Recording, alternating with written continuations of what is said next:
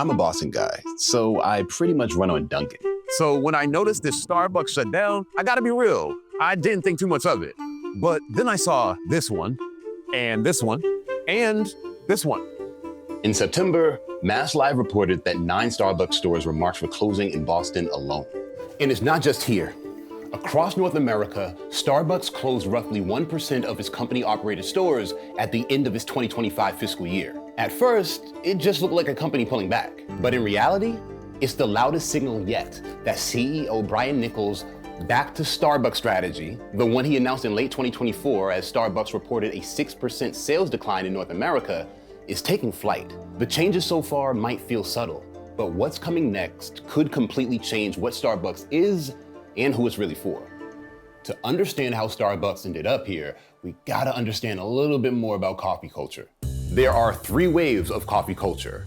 Wave 1 is all about convenience and mass production. Think Folgers. Coffee as a household staple.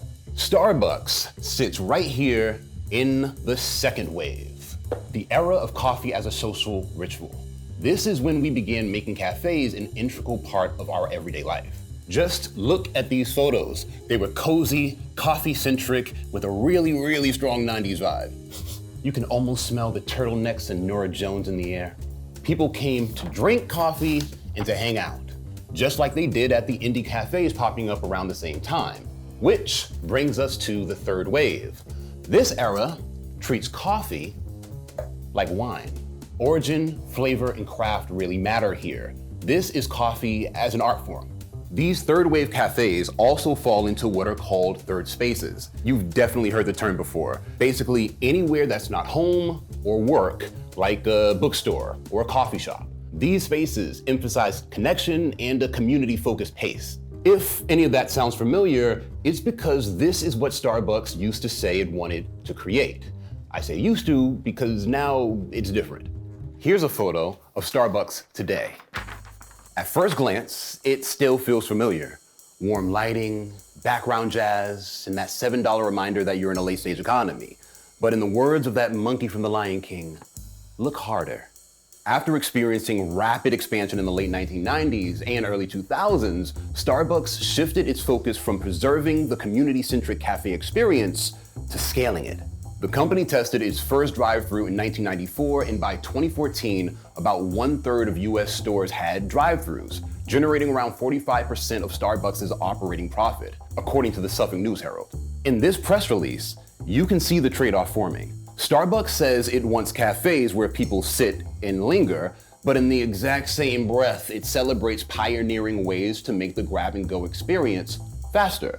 Another one of those ways was when Starbucks launched mobile ordering in 2015. By 2021, mobile ordering had grown to nearly 1/4 of all US transactions. The new focus on speed fueled explosive growth, millions of new customers, and record profits. They've gone too far by way of efficiency, really kind of trying to be all things to all people when that wasn't necessarily what they were best at in the first place. That's Catherine Tangalakis-Lippert, a senior reporter with Business Insider who covers the food and restaurant industries, but specific for our case right now, Starbucks. They focused for several years on their mobile only kind of pickup stores that didn't have any seating at all, and were kind of built for hyper efficiency, built to get in and get out. And that just isn't where Starbucks has historically thrived. The cafes became pickup points rather than gathering spaces. Younger customers, especially millennials and Gen Z, began turning instead to smaller coffee shops, places that felt personal, local, and human. Because the not so secret little secret is that when people feel at home in a cafe, they stay longer. And the longer they stay, the more they spend. Starbucks CEO Howard Schultz himself recognized the trade-off. In a 2007 internal memo, he warned that Starbucks was losing the distinctive experience that made it special. By 2024, the new CEO, Brian Niccol, admitted that Starbucks had strayed from its roots. That same year, he introduced a plan to fix it, a strategy called Back to Starbucks. I'll get into the specifics later, but on a big picture level, the plan focused on reducing wait times and refocusing on coffee and human connection, essentially reminding you why you fell in love with Starbucks. But turning around a brand this size isn't easy. Despite positive earnings, Starbucks' North American comparable store sales were negative each quarter between Q2 2024 and Q3 2025, a clear sign that its efficiency-driven model was losing steam. It's a cycle many companies fall into, chasing scale so quickly that they outrun the very thing that made people care in the first place. Starbucks wasn't just growing bigger, it became the complete opposite of what it promised to be. But a pivot was already underway. It's worth remembering that turnarounds like this don't just happen by accident. At The Hustle, we break down the stories behind business reinventions just like this one. Who's pulling the strings, what's working, and what it really costs to change direction. From billion-dollar resets to small business pivots that actually pay off. Our daily newsletter gives you the context behind the headlines, fast, sharp, and free. Just scan the QR code and subscribe to The Hustle newsletter to get the next big brand story before everyone else does. Remember when Niccol said Starbucks was all about coffee and connection? Well, here's what that means in practice. In October 2024, Niccol told investors they'd be bringing the Sharpies back to baristas, baby. All right, I added the baby part, but he said they'd be bringing them back to write inspirational messages to customers, like this one I got in my cup this morning that says, "You're doing amazing." In the same call, he also set a new goal: every drink made and delivered in under 4 minutes. So how did baristas feel about adding inspiration on top of a 4-minute timer?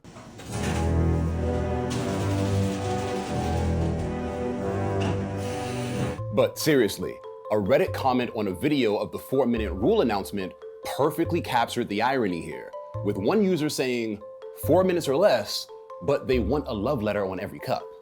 By early 2025, Starbucks was in full cleanup mode. According to the company, it cut roughly 30% of its North American menu by prioritizing fewer drinks and ingredients. Be honest, what's the most complicated drink order you've made or have overheard someone make? Drop it down in the comments.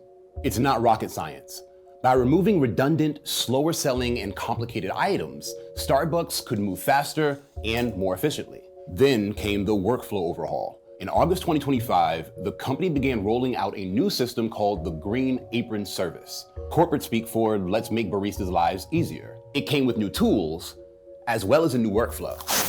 Before this initiative, baristas floated between every task, taking in-store orders, managing mobile pickups, making drinks, and restocking all at once. The new approach introduced clearer roles and workflows, with dedicated baristas for drive-through and mobile channels, allowing each person to focus on specific stations. It's like that scene in the McDonald's movie. It's a symphony of efficiency, not a wasted motion. Did the employees love it? Based on the vibe of the comments in a Reddit thread about the Green Apron Service update, baristas would support the changes if stores actually had the staff to make them work. Many mentioned losing partners without replacements and not having enough labor hours, pointing to short staffing as the real issue. But what Starbucks did next didn't have to do with the menu or the workflow. It was a shift in how the entire company was built to operate. In September 2025, Starbucks revealed a $1 billion restructuring update to its Back to Starbucks plan. It wasn't about opening more stores or chasing new markets. It was about refocusing on what happens inside the ones Starbucks already had. To make that possible, Starbucks eliminated 900 corporate jobs. When you think about those cafe photos from earlier, I didn't just call those out for a fun throwback moment. They were a clue, because the way a space looks says everything about what a company truly values. As part of this new plan, Starbucks announced it will uplift more than 1,000 cafes over the next year, complete with warmer lighting, softer seating, and layouts designed to invite people to actually stay a while. Visually, it's a big shift. Take a look at this.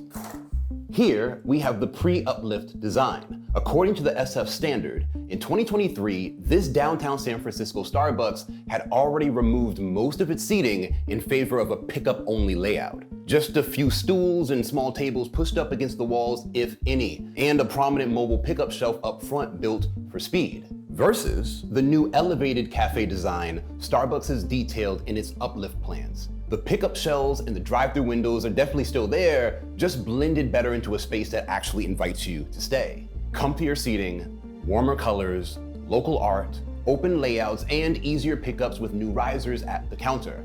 It doesn't look like the 90s, but it definitely doesn't look like the 2020s. But not every store can make that jump. Some of the cafes marked for closure simply don't fit this new blueprint. Some locations are either too small or stuck in situations that make renovation nearly impossible. They had an SEC filing that came out the morning of the closures that indicated there were multiple millions of dollars worth of closed lease or like early terminated lease costs that were associated with this sweeping closures. Starbucks holds leases for many cafe locations, often under multi-year contracts, some up to 20 years. Because these leases lock in layout constraints and landlord rules, many cafes can't be reconfigured until the lease expires. So instead of retrofitting every single location, Starbucks is consolidating. Rebuilding only the stores that can deliver on the experience is trying to sell. And it's not the first brand to do this. Think of when McDonald's modernized its dining rooms, or when Apple redesigned its stores around the town square concept. Both companies realized that their physical spaces weren't just sales points. They were statements about what the brand stands for. And that could change who it's for. While Starbucks hasn't officially announced a premium pivot, it has been pretty clear about what it wants. Higher quality, more profitable transactions. Tack on moves like scaling back discounts, and it's a pretty clear signal. So far, the early signs look promising. Starbucks says the cafes that got the new uplift are seeing customers visit more often, stay longer, and receive their orders faster. Of course, that's according to Starbucks themselves, so take it with a grain of pumpkin spice. But you can see the early impact of its broader strategy reflected in its latest financial reports. In Q1 of 2025, same-store sales declined less than analysts expected. A small win, but a meaningful one after 6 straight quarters of slowdown. So customer satisfaction scores, Starbucks says, are up, and all the analysts that I speak to are pretty optimistic. Brian Niccol has a really kind of extensive history of executing really quality turnaround campaigns, so nobody's counting him out just yet. That said, I think people had some initial enthusiasm and some expectations that this would be done very quickly that have not been able to be met. Even if momentum's been slower than expected, the numbers are finally starting to show signs of life. As of Q4, US comparable store sales stabilized at flat for the first time in 7 quarters. For the first time in years, it feels like it's heading in the right direction. Starbucks learned something most big brands eventually do. Growth can't replace connection. You can open thousands of stores, add convenience with mobile ordering, even perfect the 3-minute latte. But none of that matters if people stop feeling something when they walk through the door. Unless that feeling is, why is my name spelled Thory again? Seriously, they used to do that. Thory.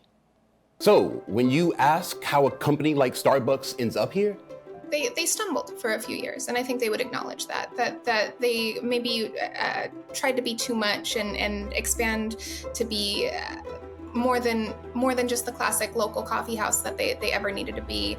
And I think they are starting to get back to that, but it's not a short proposition to get that back to where it needs to be. at its core, Starbucks isn't just rebuilding cafes, it's rebuilding a feeling, the one that made people want to stay in the first place. If you want to hear a tale of a brand that never forgot how to make its customers feel something, go check out my friend Noel's story about how the world fell in love with instant coffee by way of Nescafé. As always, if you like stories like this, brands trying to find their soul again, subscribe to the Hustle newsletter. He gave up the habit. He thought he was out, but mornings got longer and coffee got worse. This fall. I can't keep doing this, man. Now, there's only one place left. Grande caramel latte for Tori.